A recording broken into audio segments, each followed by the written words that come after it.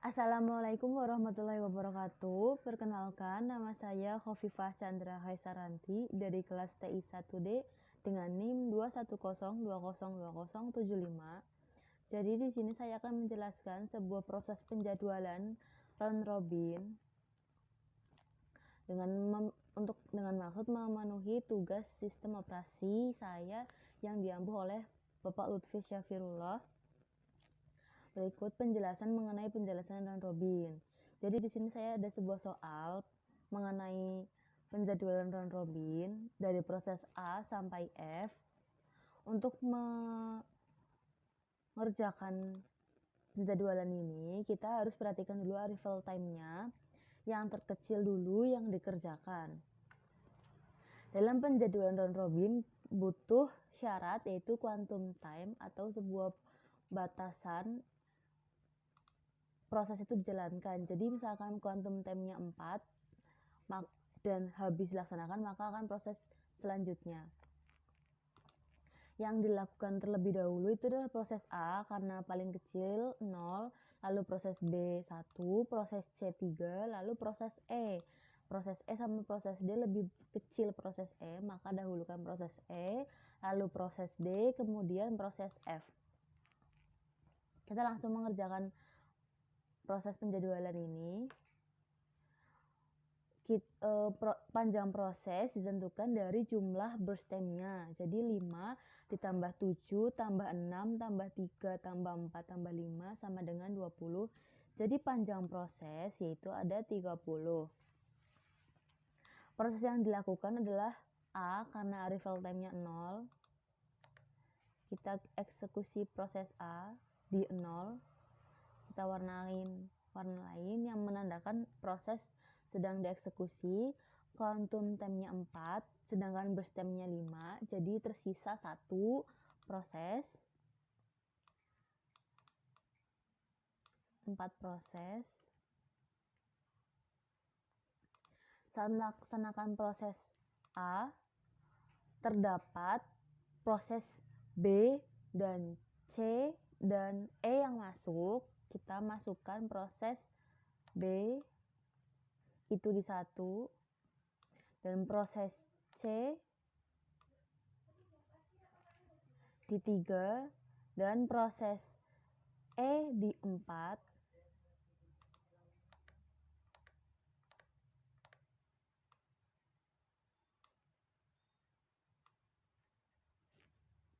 Nah, di proses keempat ada 4 pilihan prosesor yang harus dikerjakan terlebih dahulu setelah proses A adalah B karena arrival time-nya 1.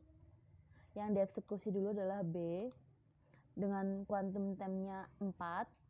Jadi burst time-nya 7 dikurangi 4, jadi masih tersisa 3 proses lagi. Selanjutnya, saat melaksanakan proses B, ternyata ada proses D yang masuk dan proses F yang masuk. Jadi kita masukkan dulu proses D.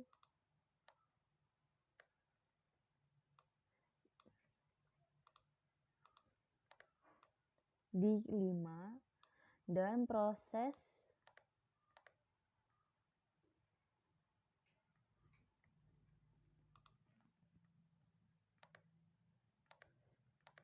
A, B, C, F di 8.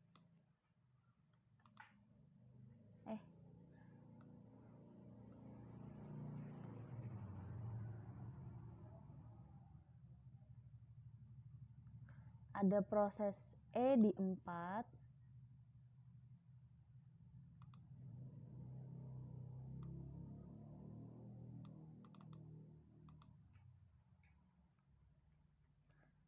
Lalu di sini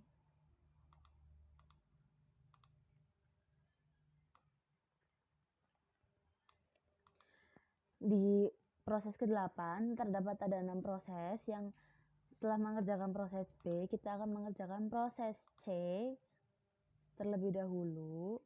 Kita eksekusi proses C dengan 4. C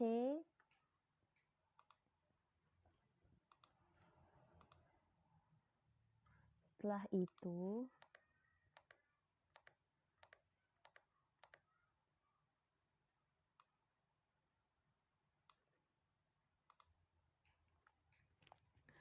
di proses ke-12 ternyata ada 6 proses juga. Kita tentukan proses yang harus dieksekusi terlebih dahulu. Karena A, B, C sudah dilaksanakan, tersisa D, E, F. Di antara D, E, F ini arrival time yang paling kecil adalah E, maka kita akan mengeksekusi proses E terlebih dahulu sebanyak 4.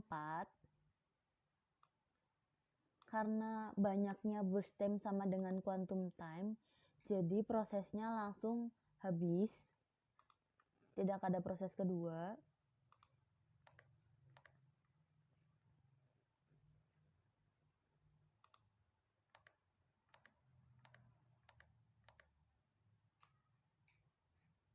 Selanjutnya di 16 terdapat tersisa 5 proses yang harus dilakukan terlebih dahulu setelah E adalah D dan F. Kita lakukan D dulu karena arrival time yang paling kecil.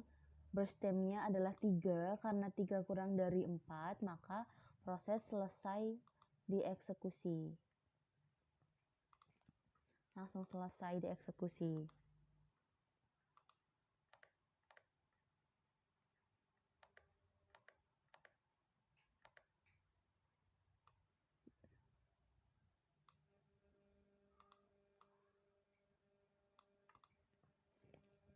Lalu setelah melaksanakan proses A, B, C, E, D, lalu selanjutnya mengerjakan proses F. Arrival time-nya 8 dan burst time-nya 5.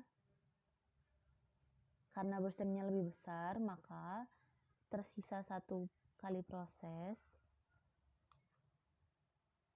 Proses yang dilakukan selanjutnya adalah F. Kita eksekusi F. Selanjutnya kita akan tersisa 4 sebuah proses yang belum dieksekusi di 23. Jadi proses A, B, C, D, E, F sudah semua dieksekusi, hanya tersisa burst time-nya. Untuk proses A, burst time-nya 5 dan quantum time-nya 4, jadi tersisa 1 proses. Proses B, burst time-nya 7, quantum time-nya 4, jadi tersisa 3. C, burst time-nya 6, quantum time-nya 4, jadi tersisa 2. Dan proses D dan E, karena burst time-nya sama dengan dan kurang, jadi langsung selesai dieksekusi. Dan terakhir proses F adalah 5, jadi tersisa 1 kali proses. Setelah tersisa 4 sebuah proses, kita laksanakan proses A terlebih dahulu karena A adalah proses yang pertama kali masuk sebanyak 1. Selanjutnya tersisa 3 proses di 24. Setelah A yaitu B yang akan dieksekusi, karena setelah A itu B yang masuk sebanyak 7 kurangin 4 sama dengan 3, jadi 3 kali proses. Setelah itu tersisa 2 buah proses di 27, C dan F. C tersisa 2 dan F tersisa 1. Yang harus dilakukan itu eksekusi C dulu karena C lebih dulu yang masuk, yaitu sebanyak 2. Tersisa 2 dan F tersisa 1 atau proses yang terakhir kali masuk dan terakhir kali selesai. Nah, jadi proses gambaran prosesor pada si CPU telah selesai. Kita langsung melakukan perhitungannya. Pada proses A dimulai pada 0 dan selesai pada 24.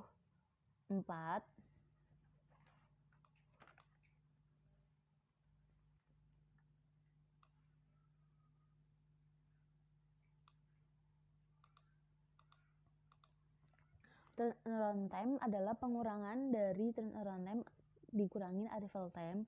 24 dikurangin 0 adalah 24. Lalu waiting time-nya pada langkah yang pertama 0, tidak perlu menunggu, jadi 0 ditambah proses yang kedua yaitu 23 dikurangin selesai dari proses yang pertama. 23 dikurangin 4 sama dengan 19. 0 ditambah 19 hasilnya adalah 19. Lalu untuk proses yang B dimulai pada keempat dan selesai di proses ke 27. Kita masukkan 27. Turnaround time-nya 27 dikurangin 1 hasilnya 26, dan waiting time-nya yaitu proses awal yang dikerjakan dikurangin arrival time-nya. Jadi 4 dikurangin 1 sama dengan 3, ditambah proses yang kedua dikurangin selesai proses yang pertama. 24 dikurangin 8 hasilnya adalah 16. 16 ditambah 3 sama dengan 19. Lalu untuk proses C, dieksekusi awal di B dan selesai di 8 dan selesai di 29. Turnaround time yaitu 29 dikurangin 3 hasilnya 26, dan waiting time-nya 8 dikurangin masuknya prosesnya di 3, jadi 8 dikurangin 3 sama dengan 5, ditambah proses kedua awal dikurangin proses terakhir yang pertama. 27 dikurangin 12 sama dengan 15. 15 ditambah 5 sama dengan 20. Lalu untuk proses D, dieksekusi pertama kali di 16 dan selesai langsung di proses 19. Karena ini satu kali proses, tidak ada 2 kali, jadi waiting time-nya hanya start time dikurangin arrival time-nya. 16 dikurangin masuknya proses jadi 5, jadi 16 dikurangin 5 sama dengan 11. Lalu waiting time-nya adalah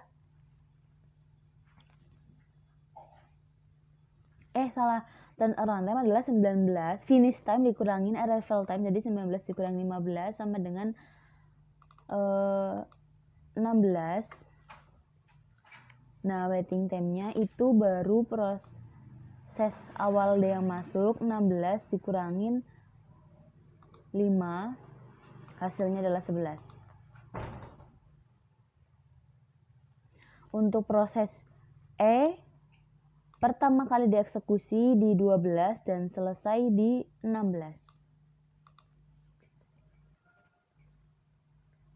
Waiting time turnaround time-nya 16 dikurangin 4 sama dengan 12. Waiting time-nya 12 dikurangin masuknya proses E itu di 4. 12 dikurangin 4 sama dengan 8. Lalu yang terakhir proses F, dieksekusi pertama kali di 19 dan berakhir di 30. 19 dan 30. Turnaround time-nya 30 dikurangin 8 sama dengan 22, dan waiting time-nya yaitu 19 dikurangin masuknya proses F. 19 dikurangin 8 sama dengan 11, ditambah proses kedua awal dikurangin proses pertama akhir. 29 dikurangin 23 hasilnya adalah 6, jadi 16 ditambah 6 sama dengan 17. Jadi lalu kita hitung total rata-rata turnaround time dan waiting time-nya. Bagian proses D, kita lihat di proses D masuk di 16 dan di 5.